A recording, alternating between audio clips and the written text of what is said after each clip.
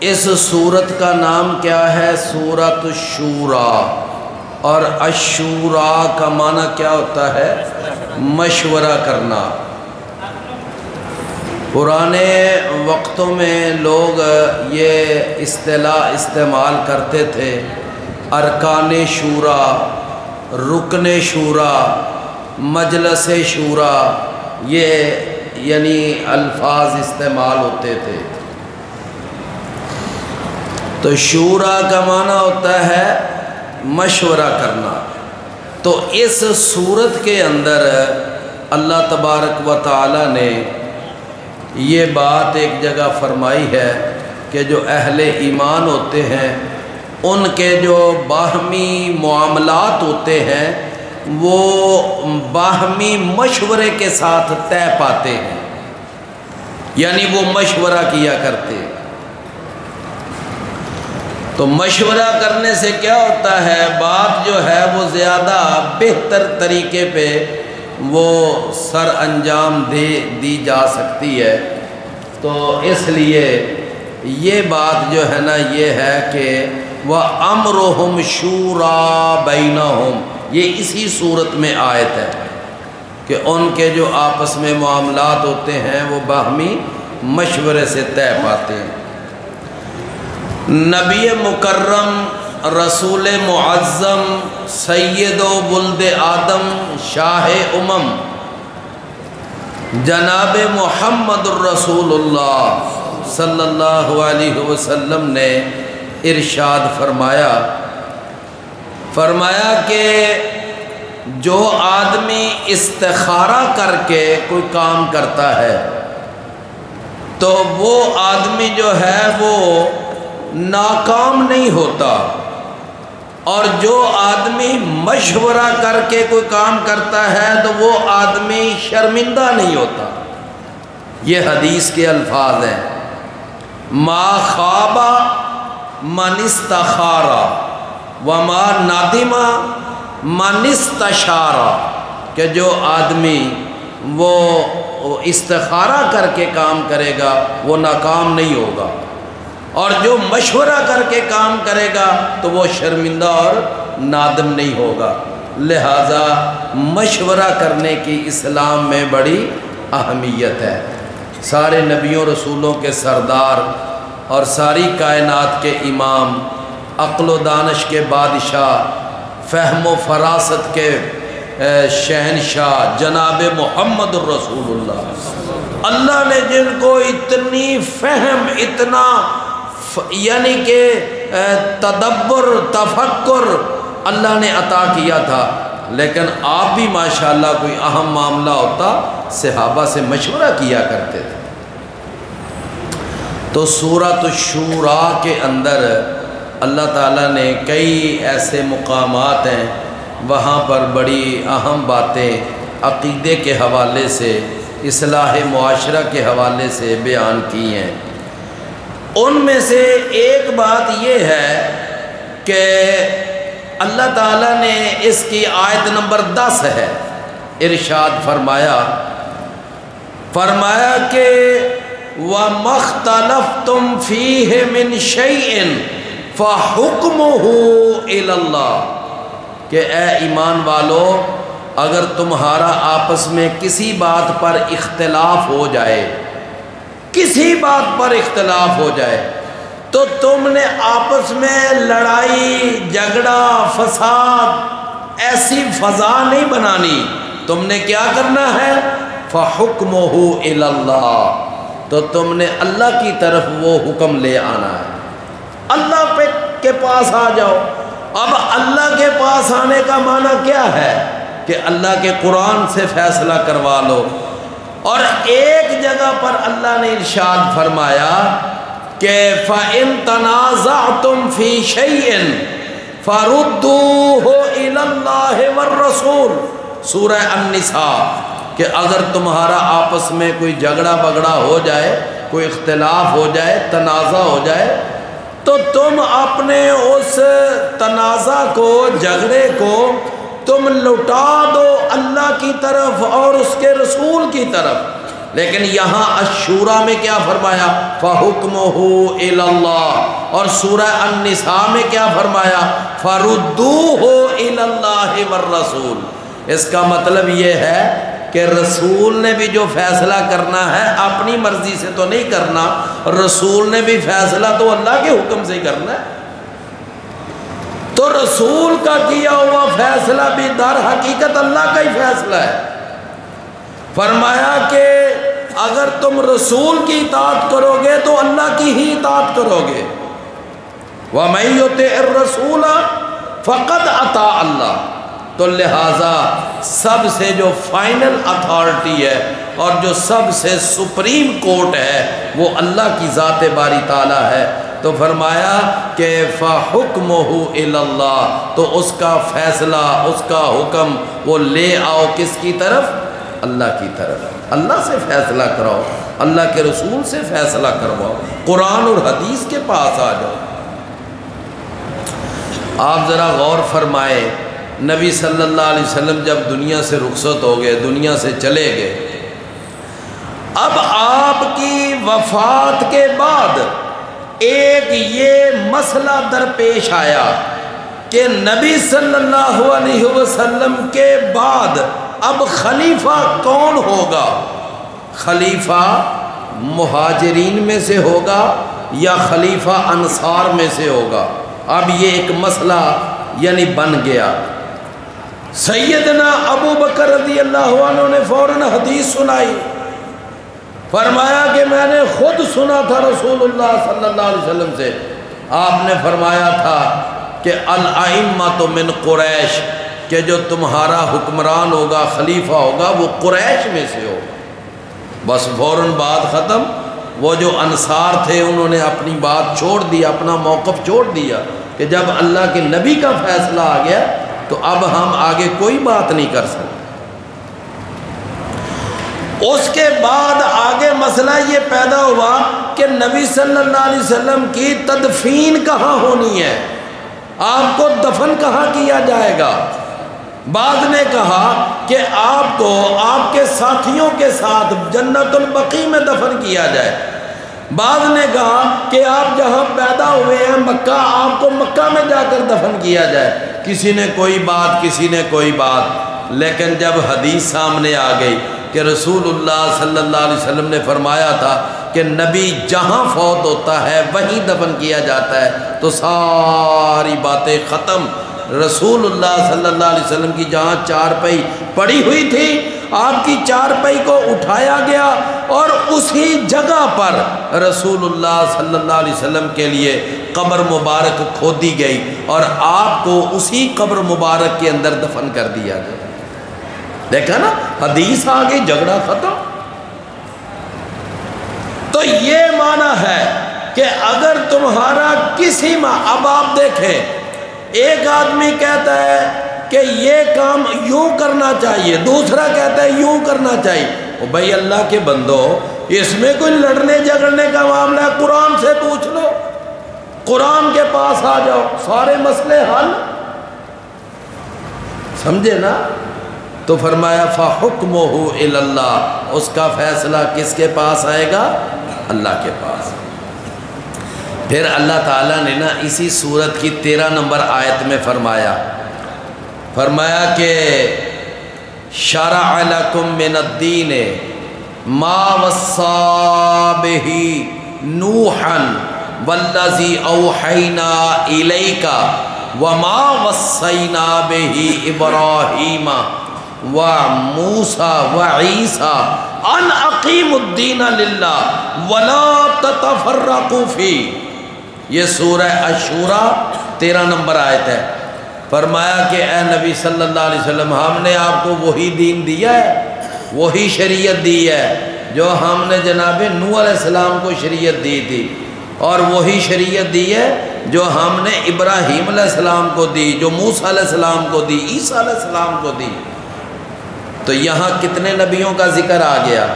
5، یعنی نوح علیہ السلام، ابراہیم علیہ السلام، موسیٰ علیہ السلام اور عیسیٰ علیہ السلام، اور 5ویں نمبر پر محمد کریم صلی اللہ علیہ وسلم۔ سارے نبی اور رسولوں میں سے سب سے زیادہ شان والے، مقام والے، مرتبے والے وہ یہ 5 پیغمبر ہیں جن کو اللہ نے قرآن میں اولو العزم پیغمبر کہا کہ یہ بڑے بڑے عزم کے مالک تھے، بڑی رفعتوں کے مالک تھے یہ 5 پیغمبر۔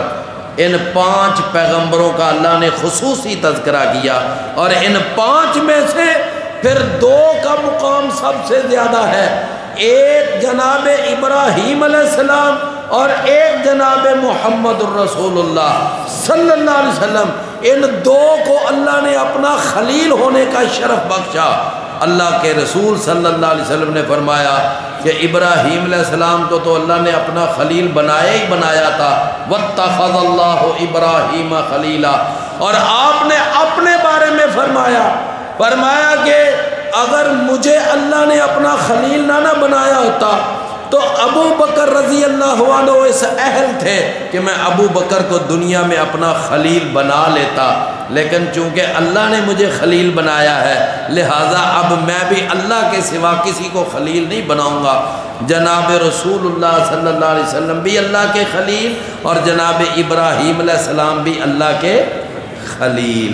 اس کا مطلب ہے کہ خلیل کا درجہ حبیب کے درجے سے بڑا ہوتا ہے۔ حبیب تو بہت زیادہ ہیں اللہ کے، جتنے محسنین ہیں اللہ کے حبیب ہیں، جتنے متقین ہیں اللہ کے حبیب ہیں، جتنے مجاہدین ہیں اللہ کے حبیب ہیں۔ ان اللہ یحب المحسنین، ان اللہ یحب المتقین، ان اللہ یحب الذین یقاتلون فی سبیلہ صفا۔ تو جتنے محسنین ہیں اللہ کے حبیب ہیں، جتنے متقین ہیں اللہ کے حبیب ہیں، جتنے مجاہدین ہیں اللہ کے حبیب ہیں۔ لیکن خلیل اللہ کے کتنے ہیں؟ صرف 2، ایک ابراہیم علیہ السلام اور ایک محمد کریم صلی اللہ علیہ وسلم۔ اور پھر اس کے بعد یہ 2 خلیل اللہ نے ان کو کتنا مقام دیا کہ جب ہم درود پڑھتے ہیں تو درود میں کن پیغمبروں کا نام لیتے ہیں؟ اللہم صلی علی محمد وعلی آل محمد کما صلیت علی۔ جب یہ آیت نازل ہوئی نا سورۃ الاحزاب میں، ان اللہ و ملائکتہ یصلون علی النبی یا ایھا الذین آمنوا صلوا علیہ وسلموا تسلیما، جب یہ آیت نازل ہوئی تو اس وقت صحابہ نے پوچھا کہ کیف نصلی علیک یا رسول اللہ، اے اللہ کے رسول ہم آپ پر صلوات کیسے بھیجا کریں، کیسے آپ پر ہم درود پڑھا کریں؟ تو نبی صلی اللہ علیہ وسلم نے فرمایا قولو، تم یوں کہو، کیا؟ اللہم صلی علی محمد وعلی آل محمد۔ لہٰذا میرے عزیز بھائیو، بات غصے کی نہیں ہے، بات ہے سمجھنے کی، سمجھانے کی، کہ درود وہ پڑھنا ہے جو نبی صلی اللہ علیہ وسلم خود اپنی امت کو سکھا کر گئے ہیں۔ Made of India, made of Hindustan, یہ درود نہیں پڑھنا جو ہم نے یہاں اپنی اپنی فیکٹریوں کے اندر درود تیار کیے ہوئے ہیں، جو ہماری دین بنانے والی فیکٹریاں ہیں نا، دین، ایک تو فیکٹری وہ ہوتی ہے جو برتن بناتی ہے، ایک فیکٹری وہ ہوتی ہے جو کپڑا تیار کرتی ہے، ایک فیکٹری وہ ہوتی ہے جو مختلف باقی چیزیں بناتی ہے، لیکن کئی ایسی فیکٹریاں بھی لگی ہوئی ہیں جن فیکٹریوں میں دین تیار ہوتا ہے۔ یہ دین تیار کرنے والی بھی فیکٹریاں لگی ہوئی ہیں، اپنی مرضی کے وظیفے، اپنی مرضی کے درود، اپنی مرضی کے ورد، اپنی مرضی کے اذکار، اپنی مرضی کی نمازیں، اپنی مرضی کی عبادتیں، اپنی مرضی کے سارے سلسلے چلائے ہوئے ہیں۔ لیکن میرے پیارے بھائیوں، جو عبادت اپنی مرضی سے کی جائے گی وہ اللہ کے ہاں قبول نہیں ہوگی، اور جو عبادت اللہ اور اس کے رسول کے بتائے ہوئے طریقے کے مطابق کی جائے گی وہ عبادت اللہ کے ہاں قبول ہوگی۔ اب یہ کوئی بات اختلافی ہے؟ یہ کوئی اختلافی بات ہے؟ یہ تو بھائی صحیح بات ہے، میں عرض کر رہا ہوں کہ قاعدے کلیے کی بات عرض کر رہا ہوں۔ تو بہرحال یہ درود ابراہیمی، اس کا نام کیا ہے؟ درود ابراہیمی۔ اچھا پھر ان دو پیغمبروں میں سے سب سے زیادہ مقام کس کا ہے؟ ان دو میں سے کس کا مقام ہے؟ محمد کریم صلی اللہ علیہ وسلم کا۔ آپ نے خود بیان کیا، فرمایا انا سید ولد آدم یوم القیامہ، کہ میں قیامت کے دن ساری اولاد آدم کا سردار ہوں گا۔ اگلے پچھلے چھوٹے بڑے مرد عورت نبی غیر نبی سب کے سب میرے حمد کے جھنڈے کے نیچے کھڑے ہوں گے، اور میں اس وقت قیادت کر رہا ہوں گا، سیادت کر رہا ہوں گا۔ قیامت کے دن انا سید ولد آدم ولا فخر فیہ، رسول اللہ صلی اللہ علیہ وسلم کو یہ شرف ملے گا کہ آپ پوری کائنات کے انسانوں کے لیے سفارش کریں گے۔ وہاں پر جناب ابراہیم علیہ السلام تھر تھر کانپ رہے ہوں گے، جناب آدم علیہ السلام ان کا بس نہیں چلے گا، جناب موسیٰ علیہ السلام وہ بھی وہاں پر یعنی بات کرنے کی ہمت نہیں پائیں گے، جناب عیسیٰ علیہ السلام وہ بھی بات کرنے کی ہمت نہیں پائیں گے۔ جب بڑے بڑے نبی وہ اس وقت اس قدر خوف زدہ ہوں گے، یہاں تک کہ بات آئے گی محمد الرسول اللہ صلی اللہ علیہ وسلم کے پاس۔ اللہ کے نبی نے فرمایا پھر میں اللہ کے عرش کے نیچے مقام محمود پر سجدے کی حالت میں گر پڑوں گا، بڑا لمبا سجدہ کروں گا، بڑا لمبا سجدہ کروں گا، اور اس وقت اللہ تعالیٰ مجھے سجدے میں کچھ ایسے کلمات القاء فرمائے گا کہ جو اس وقت ہی اللہ القاء فرمائے گا، مجھے اب نہیں پتا اللہ نے وہ کون سے کلمات القاء کرنے ہیں۔ میں پھر ان کلمات کو ادا کر کے اللہ کے سامنے میں یہ منت کروں گا، ترلا ماروں گا کہ یا اللہ ان لوگوں کا حساب تو شروع کر۔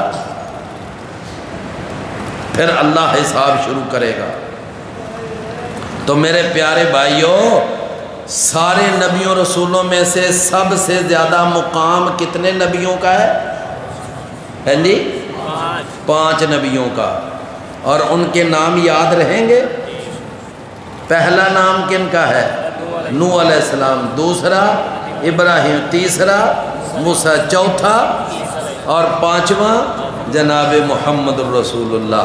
اور ان 5 میں سے پھر کس کا مقام سب سے زیادہ ہے؟ 2 کا، جناب ابراہیم علیہ السلام اور محمد صلی اللہ علیہ وسلم۔ کیوں؟ ان دونوں کو اللہ نے اپنا خلیل بنایا ہے، اور ان دونوں میں سے پھر کس کا مقام زیادہ ہے؟ جناب محمد الرسول۔ جس وقت سارے نبی بیت المقدس میں اکٹھے ہوئے تھے معراج کے موقع پر، اس وقت امامت کروانے کا شرف کن کو حاصل ہوا تھا؟ امام القبلتین، امام القبلتین، امام الانبیاء والمرسلین، امام الانبیاء والمرسلین۔ ہم بھی نبی صلی اللہ علیہ وسلم کی شان بیان کرتے ہیں، لوگ ہمارے بارے میں ایسی پروپیگنڈا، اے جی یہ رسول کے منکر ہیں، رسول کے گستاخ ہیں، یہ ہیں وہ ہیں۔ بھائی غلط بات ہے۔ الحمدللہ ہم نبی صلی اللہ علیہ وسلم کی شان بیان کرتے ہیں، آپ کا لیکن ہم شان وہ بیان کرتے ہیں جو ہمیں آپ کی شان قرآن اور حدیث میں ملتی ہے۔ اپنی مرضی سے ہم آپ کی شان نہیں بڑھا کر بیان کر۔ دیکھیں نا، ابھی میں نے آپ کو بتایا سید الاولین والآخرین، امام الانبیاء والمرسلین، امام اعظم، قائد اعظم، مرشد اعظم، مجاہد اعظم، صورت میں سب سے اجمل، سیرت میں سب سے اکمل، حسب اور نسب میں سب سے اشرف، فہم اور فراست کے بادشاہ، عقل و دانش کے امام۔ اب یہ ساری باتیں یہ نبی کریم صلی اللہ علیہ وسلم میں ہیں۔ تو میری بات آپ سمجھے نا، یہ ساری باتیں نبی صلی اللہ علیہ وسلم میں، اور الحمدللہ ہم مانتے ہیں، سمجھے نا، ہم یہ شان بیان کرتے ہیں۔ لیکن اگر کوئی یہ کہے کہ جی تم یہ کہو کہ وہ حاجت روا ہیں، وہ جناب مشکل کشا ہیں، وہ کرنی برنی والے ہیں، وہ مختار کل ہیں، وہ نور من نور اللہ ہیں، وہ نور مجسم ہیں، وہ لوگوں کی بگڑی بناتے ہیں، وہ لوگوں کے داتا ہیں، وہ لجپال ہیں۔ ہم کہتے ہیں بھئی ہم یہ ساری باتیں نہیں مانتے۔ کیوں؟ ان باتوں کا ثبوت نہ قرآن سے ملتا ہے نہ حدیث سے ملتا ہے۔ اب مجھے بتائیں کیا یہ کہنے سے ہم گستاخ ہو گئے ہیں؟ ہیں جی؟ اصل میں نا ایک آدمی پہلے اپنے ذہن میں ایک عقیدہ پہلے خود بنا لیتا ہے، اب جو دوسرا اس کے ذہن میں بنائے ہوئے عقیدے کے مطابق عقیدہ نہیں نہ بناتا، کہتا ہے یہ گستاخ ہے۔ اب عیسیٰ علیہ السلام کے بارے میں اگر ہم یہ کہیں کہ عیسیٰ علیہ السلام اللہ کے رسول ہیں، اللہ کے بندے ہیں، وہ اللہ کے بیٹے نہیں ہیں، اب یہ کہنا کہ وہ بیٹے نہیں ہیں تو یہ عیسیٰ علیہ السلام کی گستاخی ہے؟ ہیں جی؟ ایمانداری سے بتائیں بھئی، اگر کوئی آدمی یہ کہے بھئی ہم ان کو اللہ کا رسول مانتے ہیں، اللہ کا بندہ مانتے ہیں، یہ ساری باتیں ہیں، لیکن وہ اللہ کے بیٹے نہیں ہیں، وہ تین خداؤں میں سے ایک خدا نہیں ہے، تو اب یہ کہنا کہ عیسیٰ علیہ السلام کی گستاخی ہے؟ نہیں، بالکل نہیں۔ تو بہرحال اللہ تعالیٰ نے سورہ الشورى کے اندر ان 5 جلیل القدر پیغمبروں کا تذکرہ کیا، جلیل القدر پیغمبروں۔ اس کے بعد نا پھر اسی صورت کے اندر ایک آیت ہے، ذرا وہ غور سے سن لے، توجہ ہے نا؟ ہاں ابھی ٹائم ہے تو توجہ سے ذرا بات سمجھنا۔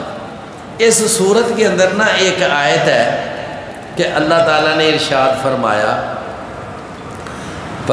کہ جناب محمد صلی اللہ علیہ وسلم نے نا مکے والوں سے کہا لا اسألکم علیہ اجرا الا المودۃ فی القربى، لا اسألکم علیہ اجرا الا المودۃ فی القربى، کہتے ہیں کہ اے مکے والو، میں تم سے نا یہ تبلیغ کرتا ہوں، دعوت دیتا ہوں، میں اس سے تم سے کوئی اجرت نہیں مانگتا، کوئی وظیفہ نہیں مانگتا، کوئی تنخواہ کا سوال نہیں کرتا، ہاں صرف اتنا کہتا ہوں کہ یہ جو میرے قریبی رشتہ دار ہیں، جو میرا اور تمہارا ایک قرابت تک کا تعلق ہے، میری تمہاری رشتہ داری ہے، چلو کم از کم تم نے میرا کلمہ نہیں پڑھنا، چلو نہ پڑھو بالفرض، لیکن کم از کم میری مخالفت تو نہ کرو۔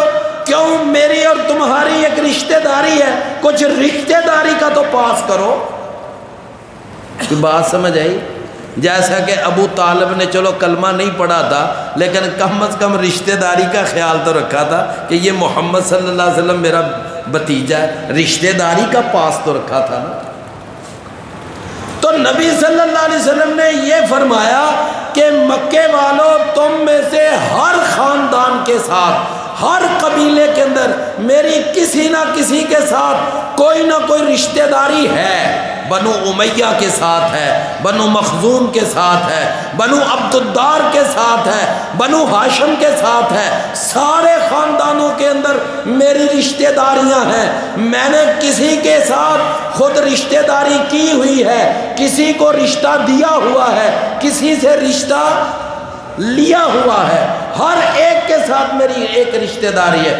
چلو نہ کلمہ پڑھو، نہ اسلام لاؤ، کم از کم رشتہ داری کی بنیاد پر کچھ تو خیال کرو، کچھ تو خیال کرو، راستے میں روڑے تو نہ اٹکاؤ، رکاوٹیں تو نہ کھڑی کرو، مخالفتیں تو نہ کرو، میرے راستے میں کانٹے تو نہ بکھیرو، میرے گلے میں کپڑا تو نہ ڈالو، مجھے اس طرح یعنی یہ میرے ساتھ رویہ تو نہ اپناؤ، یہ معنی ہے اس کا۔ اب ہمارے یہاں پر ایک گروہ، عجیب ہی گروہ ہے، وہ کہتے ہیں نہیں جی نہیں، اس آیت کا یہ مطلب نہیں ہے کہ رشتہ داری کا خیال رکھو، اس کا مطلب یہ ہے کہ میں تم سے صرف اتنا کہتا ہوں کہ میرے اہل بیت کا خیال رکھو۔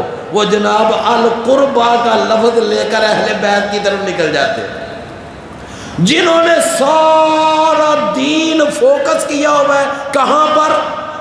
اہل بیت پر، ان کا سارا دین اہل بیت سے شروع ہوتا ہے، اہل بیت بھی ختم ہوتا ہے، اور کوئی بات صحابہ کرام ابو بکر، عمر، عثمان رضی اللہ عنہم، اصحاب بدر، اصحاب شجر اور پھر عشرہ مبشرہ، کسی سے کوئی تعلق نہیں، کوئی واسطہ نہیں، بس آ جا کر ان کی ساری بات کہاں پہ شروع ہوتی ہے؟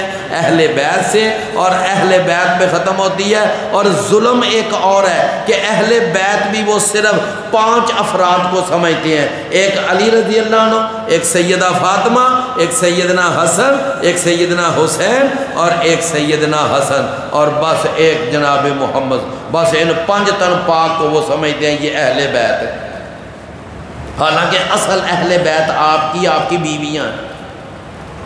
آپ کی جو اصل اہل بیت ہیں وہ کون ہے؟ آپ کی بیویاں۔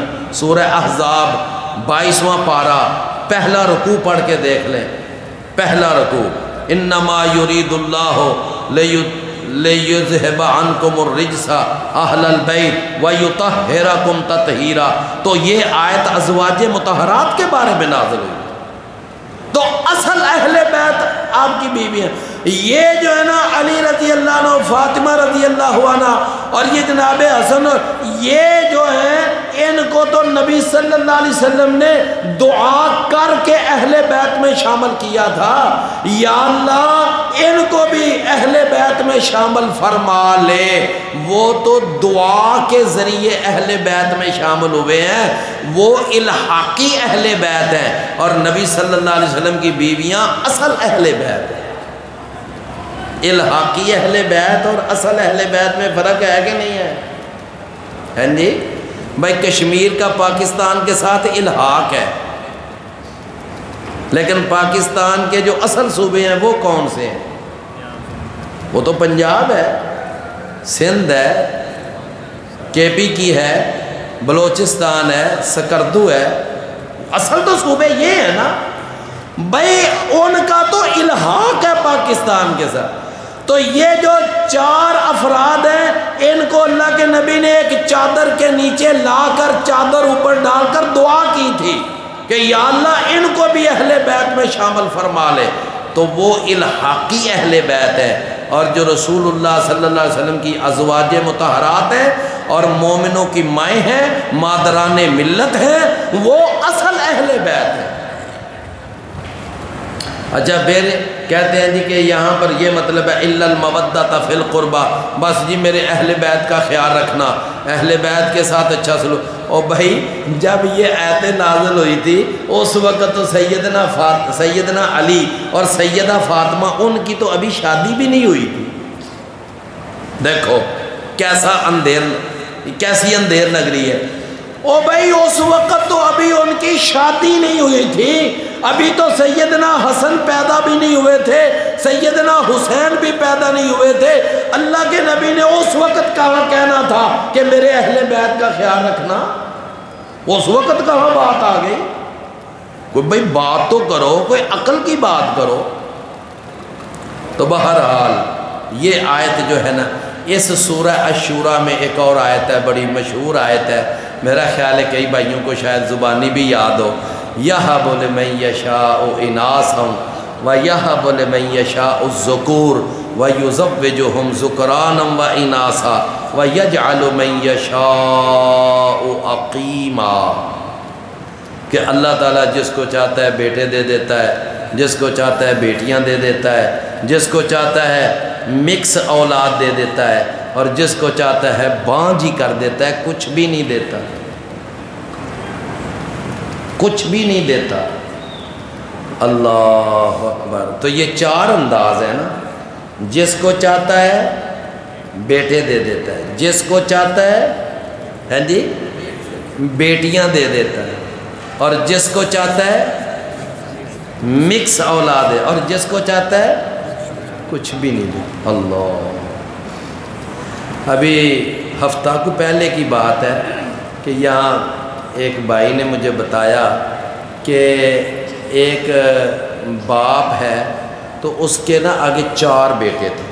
کتنے؟ 4۔ اور 4 بیٹے، ان میں سے یعنی ایک بیٹا بالکل ہی بے اولاد، اس کی اولاد ہے ہی نہیں، ہے نہیں۔ دوسرا ایک بیٹا، اس کو بھی اللہ نے بیٹیاں ہی بیٹیاں دی ہوئی تھیں۔ اور تیسرا ایک بیٹا، اس کے ہاں ایک بیٹی ہوئی اور وہ فوت، ایک بیٹا ہوا فوت ہو گیا، اور چوتھا جو بیٹا تھا اس کے پاس 4 بیٹیاں اور 1 بیٹا تھا، یعنی اب چاروں کے گھروں میں بیٹا کتنا ہے؟ 1، اور بیٹیاں 5-7 بیٹیاں تھیں، سب کے گھروں میں مل کر بیٹا 1 ہی، اور 15 سال وہ بچے کی عمر ہوئی، ابھی وہ پچھلے ہفتے وہ بچہ بھی فوت ہو گیا۔ بات سمجھ آئی؟ یعنی چاروں بچوں، یعنی بھائیوں کے گھروں میں صرف 1 نرینہ اولاد، 1 بچہ بس، باقی سب بیٹیاں۔ ایک تو ہے ہی نہیں نا، اس کے پاس تو کچھ بھی نہیں، تو وہ 1 ہی بچہ تھا 15 سال کا، وہ یکدم بیمار ہوا، 2-4 دن بیمار رہ کر وہ بچہ فوت ہو گیا۔ دیکھو یہ اللہ کا کام ہے، کچی وڈے پکی وڈے وہ دی مرضی۔ وہ بابا جی سمسام ہے نا رحمت اللہ علیہ، بابا جی سمسام ہے جی، پنجابی کے بڑے عظیم شاعر تھے، ستیانہ بنگلہ ماشاءاللہ ان کی قبر ہے، کمال بندے نے توحید کی شاعری کی ہے، بڑی زبردست شاعری۔ تو وہ اسی آیت کا نا یہ جو میں نے آیت پڑھی ہے سورہ الشورى کی، یَہَبُ لِمَن یَشَاءُ اِنَاثًا، تو اس کا وہ ایک پنجابی میں ترجمہ کرتے ہیں، کہتے ہیں کہ کتے پتر دتی جاندائی تے کتے تیاں پیا اتاندائی، کتے رلوی بارش پاندائی تے کتے ہی صاف انکار، نی ایک دن مر جائیں گی، اللہ باج نہ غیر پکار، نی ایک دن مر جائیں گی۔ کوئی بات آپ سمجھے نا، یہ اسی آیت کا ترجمہ ہے نا، کتے پتر دتی جاندائی، کتے تیاں پیا اتاندائی، کتے رلوی بارش پاندائی تے کتے ہی صاف انکار۔ کوئی سمجھ آئی بات کی؟ تو یہ اللہ نے یہ اس میں اللہ نے نازل فرمائی۔ آخر میں ایک بس اور سن لیں ایک آیت، وہ اللہ نے نا ارشاد فرمایا کہ اب ویسے 35 منٹ ہو گئے ہیں، تو میرا خیال ہے بس نہ کر دیں،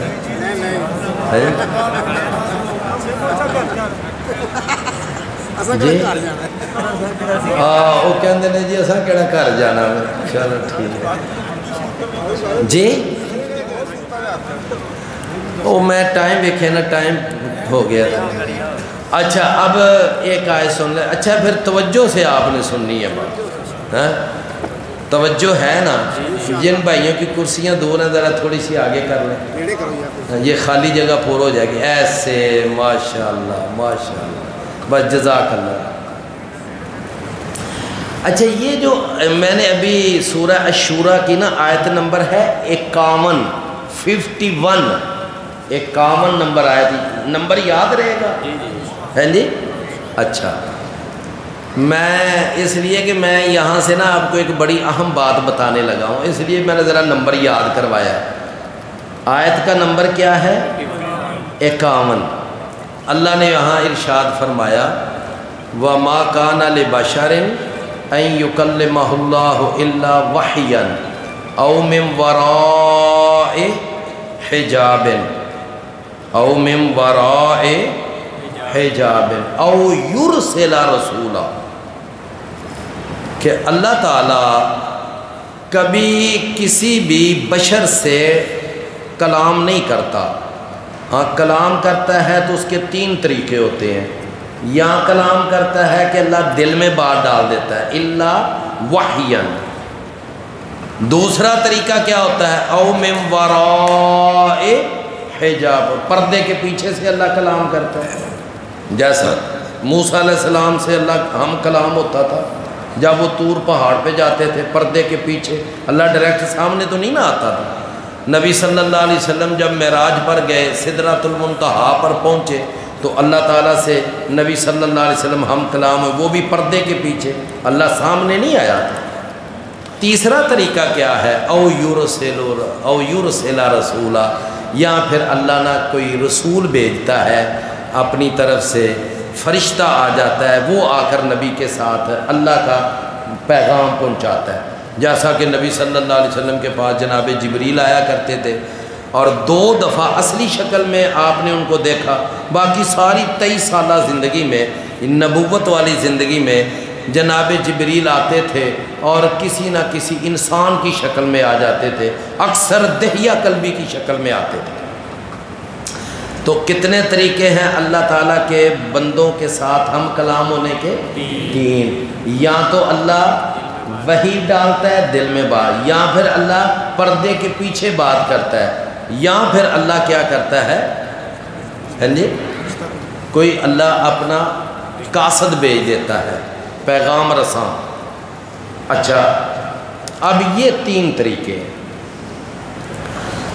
لو جی اب یہ تو آپ نے آیت بھی سن لی، آیت کا نمبر یاد ہے جی 51۔ اب میں آپ کو نا ایک چھوٹی سی بات ذرا سمجھانے لگا ہوں۔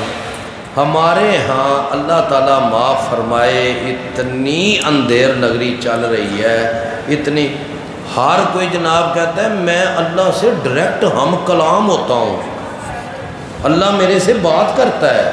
آج لوگوں نے اندھیر مچایا ہوا ہے۔ ابھی کل پرسوں کی بات ہے، فیصل آباد کی ایک عورت، وہ پتہ ہے کیا کہتی ہے؟ کہتی ہے اللہ میرا محرم ہے، اللہ میرا محرم ہے اور اللہ میرے ساتھ باتیں کرتا ہے۔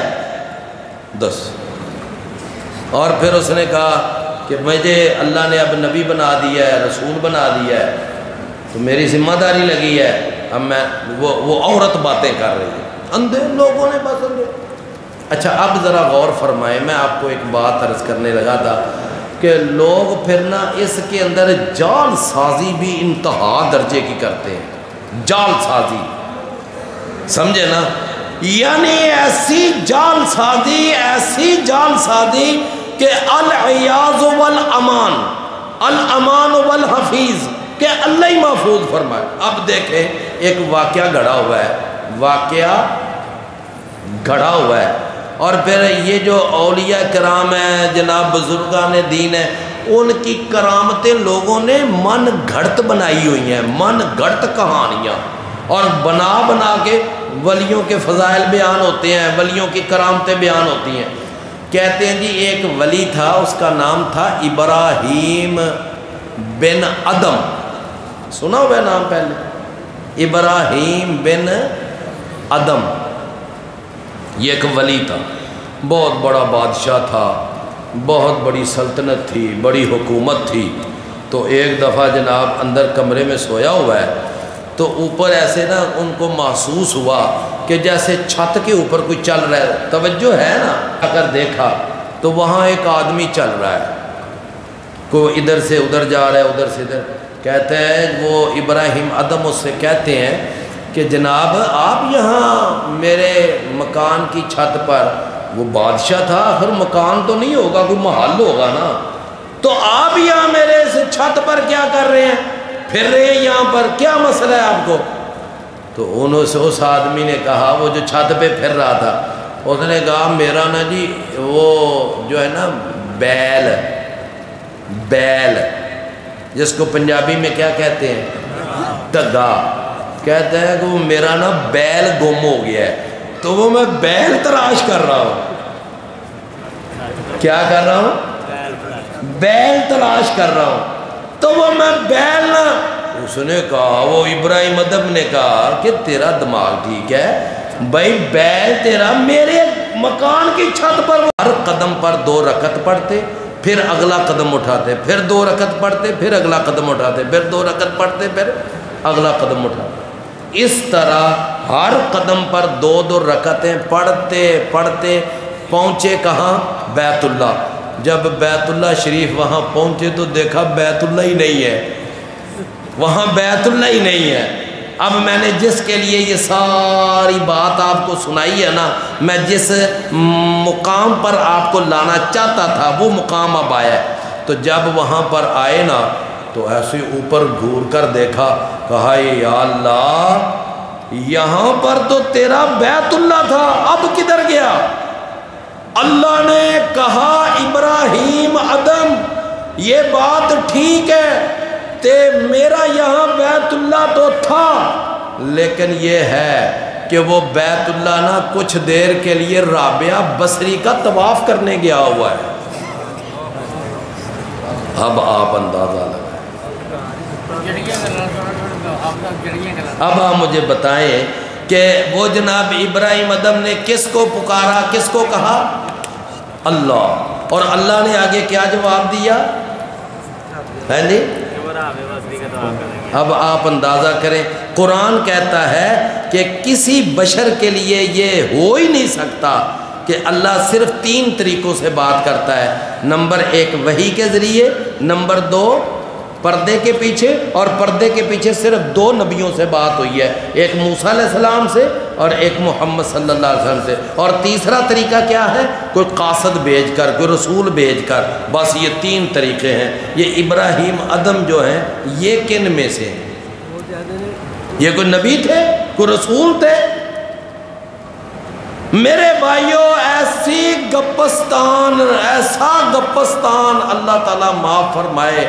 اگر ہمارے یہ بھائی، میں پھر یہاں پر یہ بات عرض کروں گا، اگر ہمارے یہ بھائی قرآن پڑھیں، قرآن کا ترجمہ پڑھیں، قرآن کی تفسیر پڑھیں، قرآن کے مطالب کو سمجھیں اور قرآن میں غور و خوض کریں، اللہ کے فضل و کرم سے یہ ساری من گڑت کہانیاں چھوٹ جائیں، من گڑت قصے ختم ہو جائیں، اور یہ شرکیہ عقیدہ دفعہ دور ہو جائے۔ الحمدللہ توحید دل کے اندر آ کر جگہ پکڑ لے، یہ ہے اصل بات۔ جب قرآن پڑھنا نہیں، قرآن کا ترجمہ نہیں پڑھنا، قرآن کی تفسیر نہیں پڑھنی، بلکہ لوگوں کو ڈرانا ہے، نا نا نا، قرآن نہ پڑھنا، اس کا ترجمہ نہ پڑھنا، اس کی تفسیر نہ پڑھنا۔ اگر تم اس کا ترجمہ تفسیر پڑھو گے تو ڈوب جاؤ۔